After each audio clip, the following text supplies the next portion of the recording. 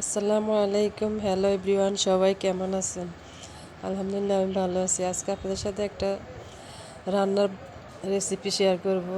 আজকে আমি ডাঁটার শাকের রেসিপি শেয়ার করব।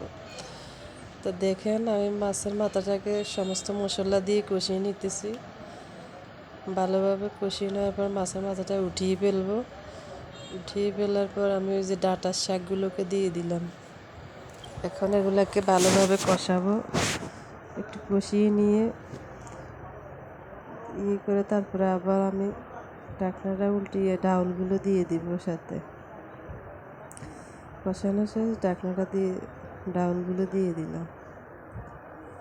এখন ভালোভাবে ডাউল আর শাক মিক্স করে কষানো হবে। একটু কষানো শেষ, আমি টমেটোটা দিয়ে দিলাম।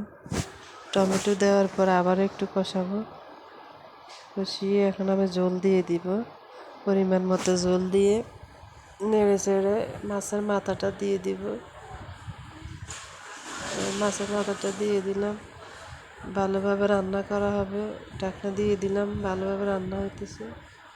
রান্না শেষে আমি ভাগারটা দিয়ে দিব। ভাগারটাই আমাদের রান্নার সুস্বাদু আরও বাড়িয়ে তোলে। কে কোথায় থেকে দেখছেন কমেন্টসে জানাবেন। ভালো লাগলে লাইক কমেন্ট শেয়ার করবেন। আল্লাহ হাফেজ।